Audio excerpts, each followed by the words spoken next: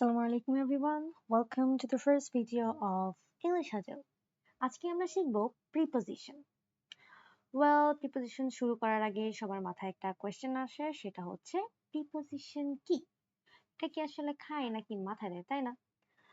চলো preposition ওয়ার্ডটার দিকে যদি আমরা একবার তাকাই তাহলে দেখবো এখানে আমাদের দুইটা পার্ট আছে। একটা হচ্ছে pre আর একটা position. pre মানে কি আগে, আর position মানে কি অবস্থান। তাহলে ওয়ার্ডটা দেখে আমরা বোঝা যাচ্ছে যে প্রিপোজিশন হচ্ছে বাক্যের এমন কিছু শব্দ যা বাক্যে বসে বাক্যে অবস্থিত অন্যান্য শব্দের অবস্থান সম্পর্কে আমাদেরকে বলে দিবে।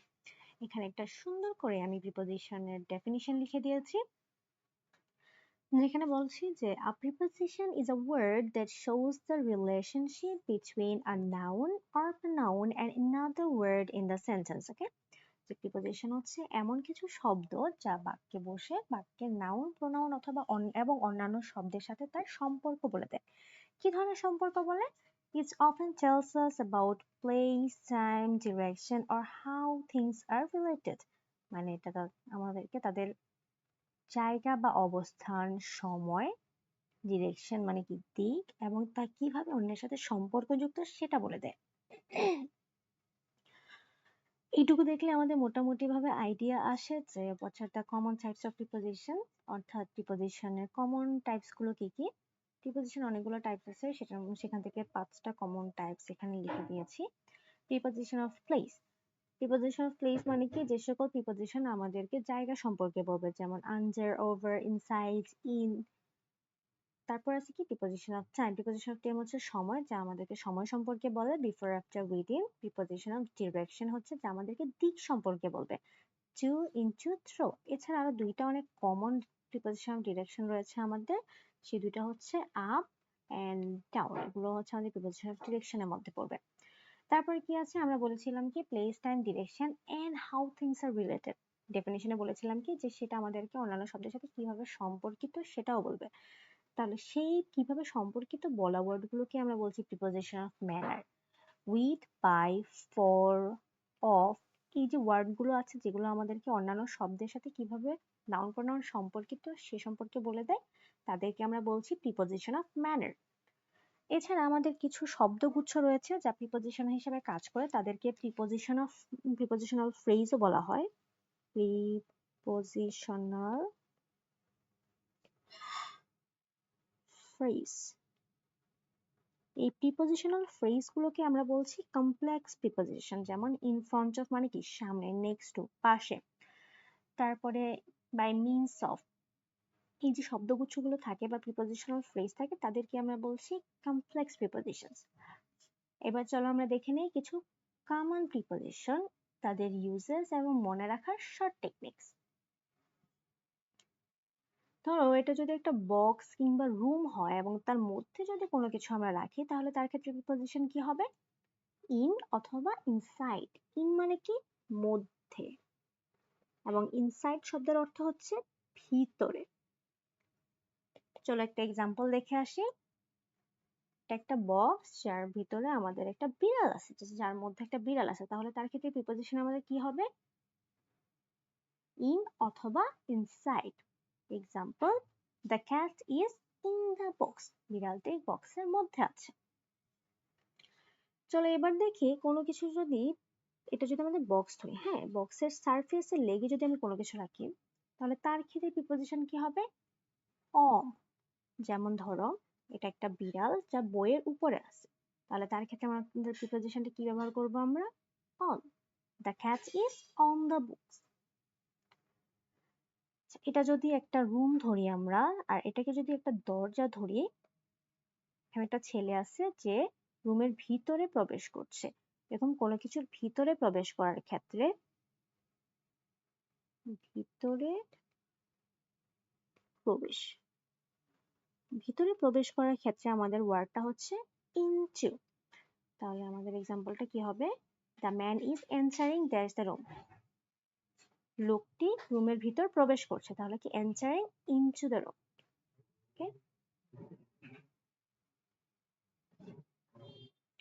আচ্ছা এখন আসছে একটা বিড়াল। এতক্ষণ তো আমরা বলছিলাম একটা লোক যে হচ্ছে ভিতরে প্রবেশ করছে, মানুষজন স্বাভাবিকভাবে যেভাবে যায় ভিতরে প্রবেশ করে। এখন বিড়ালের ক্ষেত্রে যদি আমরা, বিড়াল কি করে? সাধারণত লাফ দিয়ে কোনো কিছুর উপরে যায়, ঠিক আছে? তাহলে আমরা যদি এরকম কোনো কিছুর উপর লাফ দিয়ে প্রবেশ করা বোঝায়, কোনো কিছু সারফেসে গিয়ে ওঠা বোঝায়, তাহলে তাদের ক্ষেত্রে আমার প্রিপোজিশনটা কি হবে? onto.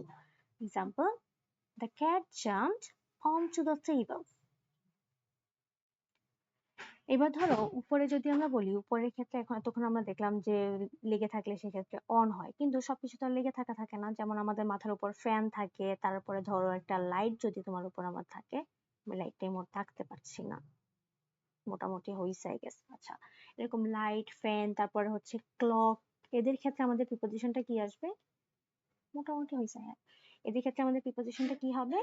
above. মনে রাখবে, কোনো কিছু উপরে থাকলে এবং সেটা স্থির অবস্থায় থাকলে, স্থির অবস্থায় উপরে ঝুলন্ত যদি কোনো বস্তু থাকে, তাদের ক্ষেত্রে আমাদের ওয়ার্ডটা হয় above. For example, the clock hangs dash the door. The clock hangs above the door. The fan is dash my head. The fan is above my head. মানে ফ্যানটি আমার মাথার উপরে। এবার আসি, দেখি যে এই যে প্লেনটা যাচ্ছে কিংবা আমাদের পাখি যায় না, পাখি যাওয়া, প্লেন যাওয়া, এরা তো আর স্থির হিসেবে যাবে না, এরা কি চলন্ত অবস্থায় কোনো বস্তু আমাদের উপরে থাকে, তাহলে তাদের ক্ষেত্রে আমাদের ওয়ার্ডটা কি হবে? ওভার। চলন্ত অবস্থায় যদি কোনো কিছু উপরে থাকে তাদেরকে আমরা বলবো over. Example, the bird flew over the trees. পাখিগুলো গাছের উপর দিয়ে উড়ে গেল। she placed a blanket over the couch. সে কাউচটাকে চাদর দিয়ে ঢেকে দিল। তাহলে এই ওভার মানে কি? এই ওভার মানে হচ্ছে ঢেকে দেয়া।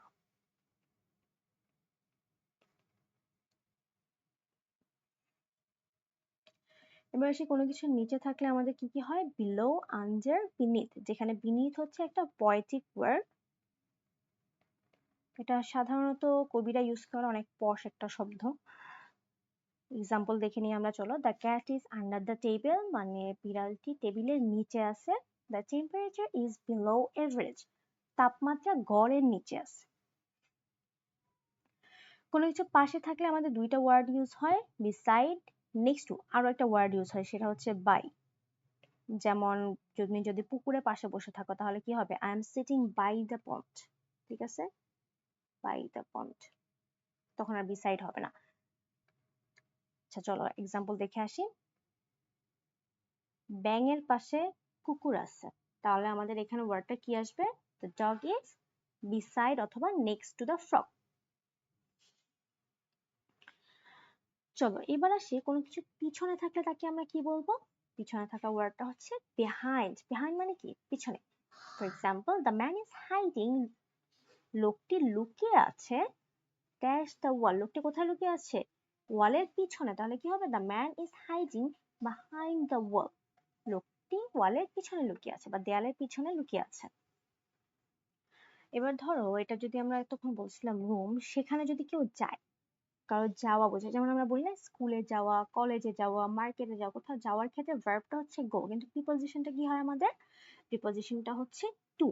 কিন্তু কোনো দিকে যাওয়ার ক্ষেত্রে কি হবে প্রিপোজিশনটা? ধরো কিছু আমাদের ফ্রেন্ড এরকম থাকে না যারা স্কুলের কথা বলে, স্কুলে না গিয়ে স্কুলের দিকে গিয়ে পুরো দুনিয়া ঘুরে চলে আসে, তাদের ক্ষেত্রে ওয়ার্ডটা কি হবে? টুয়ার্ডস। ফর এক্সাম্পল, আমি একটু মুছে নিই। আচ্ছা, এক্সাম্পলটা কি হবে এখানে? He is going to school, মানে সে স্কুলে যাচ্ছে। He is going towards the market, সে মার্কেটের দিকে যাচ্ছে। এরকম কিছু সেন্টেন্স যদি আমরা বলি যে সে মসজিদের দিকে যাচ্ছে, তাহলে আমার ইংলিশটা কি হবে? He is going towards the mosque, সে মসজিদে যাচ্ছে। He is going to the mosque. Okay, এবার আসি কোনো কিছুর মধ্য দিয়ে যাওয়া। কোনো কিছুর মধ্য দিয়ে যাওয়ার ক্ষেত্রে আমাদের দুইটা ওয়ার্ড আছে, সেগুলো হচ্ছে থ্রো অ্যান্ড অ্যাক্রস। মনে রাখবে, থ্রো হচ্ছে, থ্রো মানে মধ্য দিয়ে যাওয়া, মধ্য দিয়ে যাওয়া, আর অ্যাক্রস মানে কি? সারফেসের উপর দিয়ে যাওয়া, সারফেসের উপর দিয়ে যাওয়া। ওকে, যেমন ধরো তুমি যদি জঙ্গলের ভিতর দিয়ে যাও, আমরা যদি জঙ্গল দিয়ে যাই কিংবা টানেল দিয়ে যাই, তাহলে কি আমরা ভিতর দিয়ে যাই না? কোনো কিছুর মধ্য দিয়ে যাওয়া যখন বোঝায়, তাহলে কি জঙ্গল, টানেল, এদের ক্ষেত্রে কি হবে? Through the tunnel, through the jungle. যেমন জঙ্গলের ভিতরে কি এরকম লম্বা লম্বা অনেকগুলো গাছ, তাই না? এখন তুমি জঙ্গলের ভিতর দিয়ে যখন যাবে, কি কিভাবে যাবে, এটার মধ্য দিয়ে যাবে, সেজন্য কি হবে থ্রো। কিন্তু ধরো এখানে পানি আছে, পানির উপর নৌকা আছে, ঠিক আছে, এটা একটা নদী, নদীর উপর নৌকা, নৌকা কি পানির ভিতর দিয়ে যাচ্ছে নাকি উপর দিয়ে যাচ্ছে? অবশ্যই উপর দিয়ে যাচ্ছে, তাহলে তার ক্ষেত্রে কি হবে across the river, across the river. এটা মনে রাখার সহজ একটা টেকনিক হচ্ছে through the jungle across the sea. এটা আমি অনেক ভালোভাবে মনে রাখতে পারি আসলে এভাবে। যেমন তাহলে যদি তোমাকে রোড বলা হয়, রোডের উপর দিয়ে যাচ্ছে বা রোডের মধ্য দিয়ে যাচ্ছে, তাহলে কি হবে, কিভাবে লিখবা অ্যাক্রস দ্য রোড, কারণ এটা আমরা রোডের সারফেসের উপর দিয়ে যাই। এছাড়াও আমাদের দুইটা ওয়ার্ড আছে অ্যালং, পাস্ট। অ্যালং মানে কি বরাবর যাওয়া বা হচ্ছে পাশাপাশি যাওয়া, ঠিক আছে, পাশাপাশি। আর পাস্ট মানে কি পাশ কাটিয়ে। যেমন ধরো এটা একটা রাস্তা, ঠিক আছে, এটাকে যদি আমি রাস্তা বলি, তুমি এই বরাবর যদি হাঁটো তাহলে তোমার ক্ষেত্রে আমরা কি বলবো walking along the road, it's a road and তুমি হচ্ছে রোডের বরাবর হাঁটছো। এখন এটা যদি একটা মাঠ ধরে নিই আমরা এবং এর পাশ কাটিয়ে যদি তুমি যাও তাহলে তোমার ক্ষেত্রে কি হবে past the field, okay, past the field।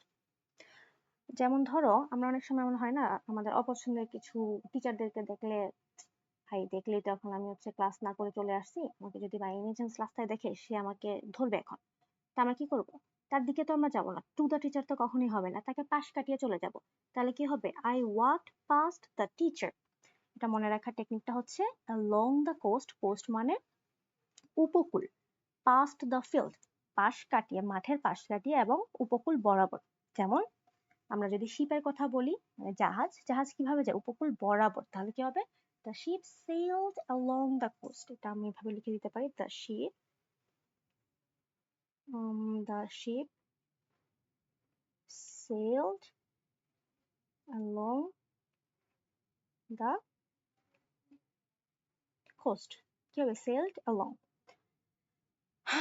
আচ্ছা, এই পর্যন্ত মোটামুটি তোমরা চাইলে স্ক্রিনশট নিয়ে রাখতে পারো একটা, কাজ এরপরে আমরা নতুন একটা টপিকে চলে যাব। টপিকটা হচ্ছে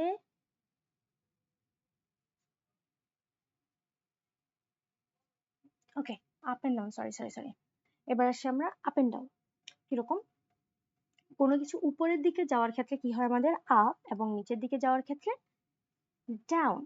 কোনো কিছু ঊর্ধ্বগতির ক্ষেত্রে আমরা ইউজ করি ঊর্ধ্বগতি, নিম্নগতির ক্ষেত্রে ঊর্ধ্বগতিতে up, নিম্নগতিতে down.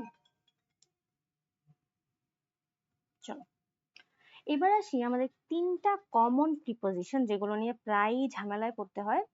At, on, in, কোথায় কোনটা বসবে। মনে রাখবে সবসময় আওয়ারের আগে বা ঘটনার পূর্বে বসবে অ্যাট, যেমন অ্যাট 5 PM, অ্যাট 6 o'clock, ঘন্টার আগে। আওয়ার মানে কি ঘন্টার আগে বসবে অ্যাট, এবং দিনের আগে অন। এর চেয়ে বড় যা আছে তাদের সবার আগে ইন। ফর এক্সাম্পল আমাদের দিনের পরে কি হয় উইকস, তারপরে বেশি হলে মান্থ, দেন ইয়ার্স, ডিকেড, সেঞ্চুরিজ, এর উপর যতগুলো ওয়ার্ড আছে তাদের সবার ক্ষেত্রে আমাদের কি আসবে, টার্ম আছে, তাদের সবার আগে আসবে ইন। তাহলে সিজনের আগে কি আসবে অবভিয়াসলি ইন আসবে। কিন্তু এখানে একটা জিনিস মনে রাখবে, যেমন বার্থডে, মানডে কি একটা দিবস, তাহলে তার আগে কি আসবে অন। 5th of July এটা একটা দিন বুঝাচ্ছে, তাহলে কি on 5th of July। My birthday এটাও কি একটা দিন বুঝাচ্ছে, তাহলে কি on my birthday. The weekend, weekend মানে কি সপ্তাহের শেষ দিন, তাহলে কি হবে অন দ্য উইকেন্ড। ওকে, কিন্তু মাসের আগে কি, মাসের আগে in, in June, in July, in 2002, he was born in 2003, তারপর in the 20s, in the 18th century, in the 1800s। I guess এটা নিয়ে আর কনফিউশন খুব একটা হবে না। এরপর আসি আমরা অ্যাট, অন, ইন এর আরো একটা ঝামেলা আমাদের খুবই কমন, সেটা হচ্ছে প্লেস নিয়ে। যেমন ভেরি স্পেসিফিক বা অ্যাড্রেস যখন বোঝাবে তার আগে আমরা বসবো অ্যাট, যেমন at the store, at 67 a green road, এটা কি একটা অ্যাড্রেস, এরকম অ্যাড্রেস বা ভেরি স্পেসিফিক কোনো প্লেসে যদি তুমি লোকেশন বলো তাহলে তার ক্ষেত্রে কি বসবে অ্যাট। কিন্তু তুমি যখন রাস্তার নাম বলবে, অ্যাভিনিউ বলবে, তার আগে কি বসবে অন, মানে অ্যাটের চেয়ে একটু বড় যখন আসবে তোমাদের প্লেসটা তখন তাকে কি বলবো আমরা অন, মানে একটু লেস স্পেসিফিক। এবং ইন কি লার্জেস্ট, ইন লার্জেস্ট বলতে কি বুঝাচ্ছি একদম স্পেসিফিক না, ইন জেনারেল তুমি বলে দিচ্ছ এটাকে লার্জেস্ট, বা আমরা বলতে পারি কি ইন জেনারেল। যেমন country, city, capital, in Bangladesh, in Dhaka, in London. কিন্তু একটা জিনিস দেখো, যদি বাংলাদেশ এবং ঢাকা একই লাইনে তুমি দুইটা প্রিপোজিশন ইউজ করো, তাহলে কি হবে? বাংলাদেশ কি সবার বড় না? ঢাকা আর বাংলাদেশ একসাথে লিখলে তাহলে হবে অ্যাট ঢাকা ইন বাংলাদেশ, বাংলাদেশ। ওকে, আচ্ছা এরপরে আসি আমরা আমাদের টাইমের ক্ষেত্রে আরো দুইটা কনফিউশন থাকে, মর্নিং, আফটারনুন, ইভিনিং। অলওয়েজ মনে রাখবে মর্নিং, আফটারনুন, ইভিনিং এদের আগে অলওয়েজ ইন, এবং নুন, নাইট, বেড টাইম এদের আগে কি হবে? অ্যাট। যেমন ধরো বলছি যে he loves taking milk dash bed time, তাহলে বেড টাইমের আগে কি হবে? অ্যাট বেড টাইম বা বিফোর বেড টাইম বলতে পারো, যে বেড টাইমের আগে। তারপর আসি আমরা, যদি দুইয়ের মধ্যে বোঝায়, দুইয়ের মধ্যে তুলনা বোঝায়, তাহলে আমাদের কি হবে? বিটুইন। কিন্তু দুইয়ের অধিক যদি বোঝায়, এখানে কয়জন আছে আউলস? 1 2 3 4, চারটা না? অবভিয়াসলি টু প্লাস যখনই বোঝাবে তখন হচ্ছে আমাদের অ্যামাং, মানে তুলনা করার ক্ষেত্রে বিটুইন কখন হবে? দুইয়ের মধ্যে। আর অ্যামাং কখন হবে? Two plus. দুইয়ের অধিকের মধ্যে যখন তুলনা বোঝাবে তখন বসবে অ্যামাং। আচ্ছা, এবার দেখি আমাদের আরেকটা কনফিউজিং লাইন থাকে, যেটা হচ্ছে কোনো কিছু দ্বারা কাজ করার ক্ষেত্রে আমাদের দুইটা ওয়ার্ড হয়, বাই এবং উইথ।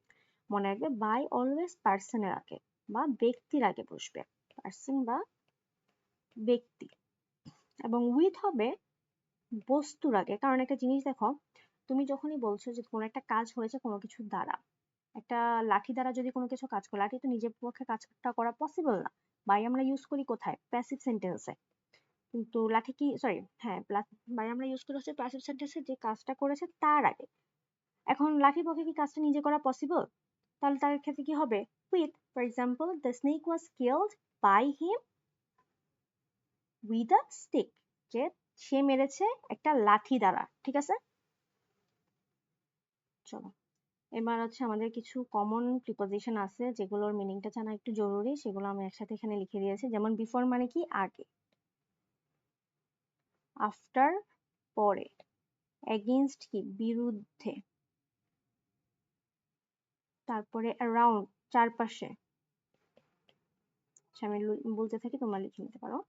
বিয়ন্ড মানে কি? ছাড়া বা ছাড়ায়ে। ডিসপাইট সত্ত্বেও, এক্সেপ্ট ব্যতীত, ফর জন্য, ফ্রম থেকে, নিয়ার নিকটে, অফ এর, অথবা কি র। এই অফ মানে কি? বন্ধ। ঠিক আছে, যেমন turn off the fan, fan বন্ধ করো। ডিউরিং সময়ে, উইদিন মধ্যে, কোনো সময়ের মধ্যে বোঝালে তখন আমরা উইদিন বলি। এক্সাম্পল গুলো একটু আমরা দেখে নিব। যেমন বিফোর কি? বিফোর মানে আগে। Finish the work before dinner, ডিনারের আগে কাজটা শেষ করো। আফটার মানে কি? পরে। এক্সাম্পল কি? শি রেস্টেড আফটার লাঞ্চ, সে লাঞ্চের পরে বিশ্রাম নিল। Against, they protested against the decision, তারা ডিসিশনটার বিরুদ্ধে প্রোটেস্ট করলো বা আন্দোলন করলো। অ্যারাউন্ড মানে কি? চারপাশে। হি লুকড অ্যারাউন্ড হিম, সে তার চারপাশে দেখলো।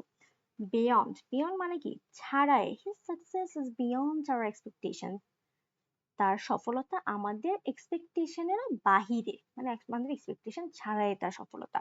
ডিসপাইট সত্ত্বেও, they played despite the rain, তারা খেললো বৃষ্টি থাকা সত্ত্বেও।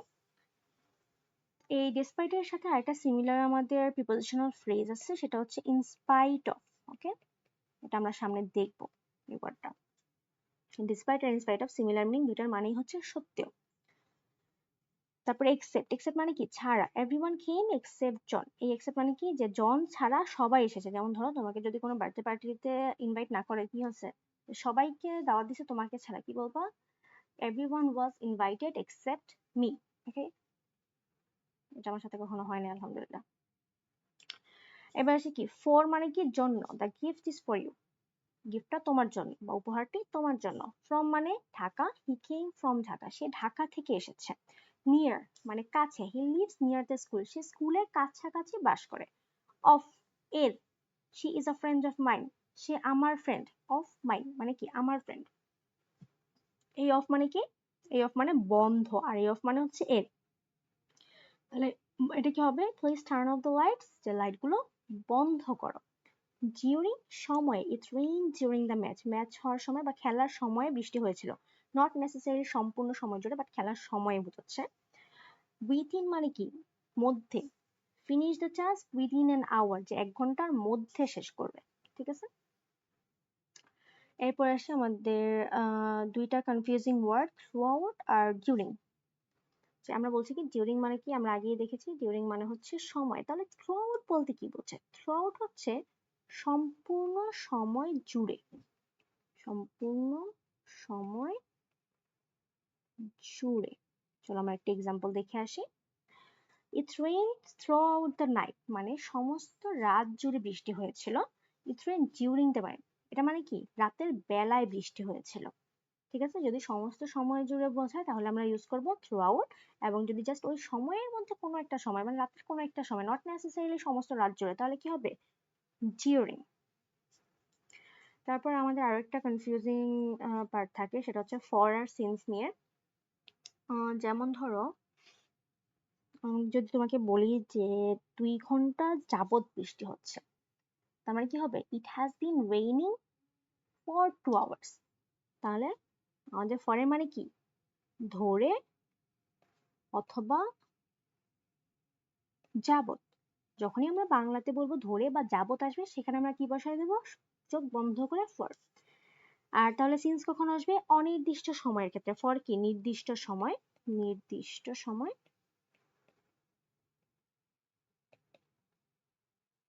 আর সিন্স তাহলে কি অনির্দিষ্ট সময়।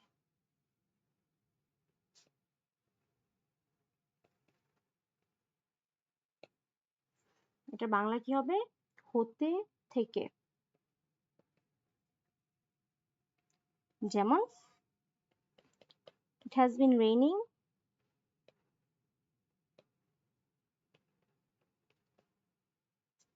since morning, যে কি হচ্ছে সব ভুল হয়েছে এখানে, since morning যে সকাল থেকে বা সকাল হতে বৃষ্টি হচ্ছে। যেমন ধরো তাহলে ফর কাদের ক্ষেত্রে ইউজ হবে 2 hours 10 minutes 20 seconds, এবং for 2 hours for 10 minutes for 20 seconds, এতক্ষণ যাবত 2 ঘন্টা যাবত 10 মিনিট যাবত, এবং নির্দিষ্ট সময় যখন থাকবে তখন হচ্ছে আমাদের ফর। কিন্তু যখনই তুমি বলছো সকাল থেকে বৃষ্টি হচ্ছে, সন্ধ্যা থেকে কোনো একটা কাজ কেউ করছে, 1990 সাল থেকে সে আমার বাসায় আছে, বিকাল 5টা থেকে অনুষ্ঠানটি সম্প্রচারিত হচ্ছে, তাহলে তাদের ক্ষেত্রে কি হবে since morning, since evening, since 1990, since 5 PM। ওকে, এক্সাম্পল চলো দেখে আসি। He has been reading the book for 2 hours, সে বইটি 2 ঘন্টা যাবত পড়ছে। and it has been raining since morning, morning আর কি সিন্স বসে। চলো এবার আসি আমরা কিছু প্রিপোজিশনাল ফ্রেজেস, কিছু কমন প্রিপোজিশনাল ফ্রেজেস এবং তাদের ইউজেস দেখবো। যেমন ধরো at the moment, at the moment কি এই মুহূর্তে, I'm busy at the moment, আমি এই মুহূর্তে ব্যস্ত আছি। in charge of দায়িত্বে থাকা, দায়িত্বে, দায়িত্বে থাকা বোঝায় in charge of, she is in charge of the team, সে দলের দায়িত্বে আছে। due to মানে কি কারণে, যেমন the match was cancelled due to rain, ম্যাচটি ক্যান্সেল হয়ে গিয়েছিল বৃষ্টির কারণে। in front of মানে সামনে, the car is parked in front of the house, গাড়িটি বাড়ির সামনে পার্ক করা হয়েছে। because of মানে কি এটা মানে হচ্ছে কারণে, কোনো কিছু কারণে কিছু হলে they were late because of rain, তার ট্রাফিকের জন্য বা কারণে। ঠিক আছে, ট্রাফিকের কারণে বা ট্রাফিকের জন্য লেট হয়েছিল। আচ্ছা according to মানে কি according to the news it will rain today, যে লাইনটা দেখলে একবার বুঝতে পারবে according to news it will rain today মানে কি নিউজ মতে, কোনো কিছু মতে বোঝালে তখন আমরা কি বলবো according to me আমার মতে। ঠিক আছে, according to them তাদের মতে, according to the news নিউজের মতে বা খবরের মতে, খবর অনুসারে। একটা ওয়ার্ড কি আসে অনুসারে। ঠিক আছে, খবর অনুসারে, যে খবর অনুসারে আজকে বৃষ্টি হবে। আচ্ছা ইনস্পাইট অফ মানে কি আমরা আগেও বলেছি ইনস্পাইট অফ মানে হচ্ছে সত্ত্বেও। যেমন he went jogging in spite of the pain, আচ্ছা in spite of the pain ব্যথা থাকা সত্ত্বেও সে জগিং করছিল। আচ্ছা পরের পেজে যাই, কি বলছি আউট অফ মানে কি বাহিরে। যেমন he ran out of the room, সে রুমের বাইরে চলে গেল। তারপর on top of, উপরে,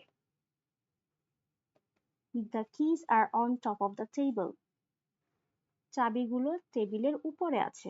by means of, he solved the issues by means of discussion, সে আলোচনার দ্বারা ঘটনাটির সমাধান করলো। তাহলে by means of কি, কোনো কিছুর দ্বারা, কোনো কিছু হওয়া, কোনো কিছুর দ্বারা, কোনো কিছুর দ্বারা, ঠিক আছে। in place of মানে কি, পরিবর্তে।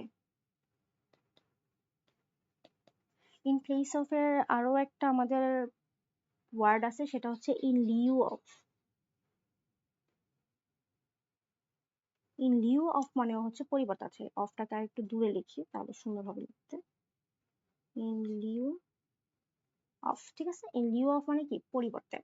যেমন he came in place of his brother, সে তার ভাইয়ের পরিবর্তে এসেছে। on behalf of মানে কি, প্রতিনিধি হওয়া। I'm speaking on behalf of my team, আমি আমাদের টিমের হয়ে কথা বলছি। প্রতিনিধি বা হয়ে কোনো কিছু করা, হয়ে করা বা অন্যের হয়ে করা, অন্যের পরিবর্তে করা। in the middle of মানে কি, মাঝে। he stood in the middle of the crowd, সে ভিড়ের মাঝে দাঁড়িয়ে ছিল। at the end of, শেষে। we left at the end of the movie, আমরা মুভির শেষে চলে গিয়েছিলাম। চলো এখন আমরা কিছু এমসিকিউ প্র্যাকটিস করব, 10টা এমসিকিউ প্র্যাকটিস করব, তারপর শেষ। ওকে, ফার্স্টে কি বলছি, she has been living in this dash 2010, তাহলে কি হবে, যে সে 2010 সাল থেকে, has been living তার মানে কি 2010 সাল থেকে বসবাস করছে in this town, এই শহরে। তাহলে এটা কি আসবে, কোনো একটা অনির্দিষ্ট সময় থেকে যদি কোনো সময় ধরে যদি কোনো কাজ হয়, তাদের ক্ষেত্রে কি হয়, since। তাহলে she has been living in this town since 2010। এবার আসি, the cat is hiding there the sofa, বিড়ালটি হচ্ছে সোফার কোথাও একটা লুকে আছে। কোথায় লুকাতে পারবে এখানে, আন্ডার দ্য সোফা। কেন দেখো, ওভার দ্য সোফা, সোফার উপরে কি লুকানো পসিবল, অন দ্য সোফা উপরে লুকানো পসিবল না, পাশে কি লুকানো পসিবল, তাহলে কি হবে, আন্ডার দ্য সোফা, যে নিচে লুকিয়ে আছে। I will meet you dash 5 p.m, ঘন্টার আগে কি হয় বলছিলাম, at, তাহলে কি হবে, I will meet you at 5 p.m. She was born dash July, July কি একটা মাস, মাসের আগে কি হয়, right, তাহলে কি হবে, she was born in July. He was punished dash being late, say late করার জন্য বা লেট হওয়ার জন্য পানিশ হয়েছিল। কোনো কিছুর জন্য যদি কিছু বলি, জন্য ইংলিশটা কি, for, he was punished for being late। তারপর আসি, she is afraid dash spiders, সে মাকড়সাকে ভয় পায়। এই afraid এর পরে একটা মনে রাখবে, এটা একটা appropriate preposition, afraid এর পরে হয় of, afraid of spiders মানে কি, ভয় পাওয়া। তারপরে কি, she arrives at the airport just dash time, যে একদম নির্দিষ্ট সময়ে সে একদম সময় মতো পৌঁছে গিয়েছে। তাহলে তার ক্ষেত্রে আমাদের কি হবে এখানে ওয়ার্ডটা, just in time। তারপরে কি, she stayed calm there's the pressure, সে শান্ত ছিল there's the pressure, প্রেশার থাকা সত্ত্বেও কি হবে, in spite of, in front of তো পসিবল না, out of ও পসিবল না। এবার আসি আমরা, he ran dash breath after a few minutes, সে কিছু মিনিট পরেই নিঃশ্বাস হারিয়ে ফেললো, নিঃশ্বাস শেষ হয়ে গেল, এরকম একটা অবস্থা। তাহলে কি হবে, run out of মানে কি, run out of মানে কি, শেষ হয়ে যাওয়া। he ran out of breath after a few minutes। Last question, that's my opinion this movie is overrated, আমার মতে, ঠিক আছে, আমার মতে এই মুভিটা overrated। কি হবে, in my opinion the movie is overrated। well, preposition এর part 1 এখানেই শেষ। thank you for staying with me this far। তোমরা একটু কমেন্টে আমাকে জানাবে যে প্রিপোজিশনের উপর আর কোনো টপিক তোমরা চাও কিনা, এবং কে কোথা থেকে বলছো, কোন ক্লাস থেকে বলছো, সেটাও একটু আমাকে বলবে। এন্ড নেক্সট ক্লাস তোমরা কোন টপিকের উপর চাও সেটাও বলতে পারো। যদি ভালো লাগে তাহলে জানাবে, কি ভালো লেগেছে, না লাগলে সেটাও বলতে পারো, so that I can improve too. Okay, so ভালো থেকো সবাই, আজকের মতো এখানেই শেষ। আল্লাহ হাফেজ।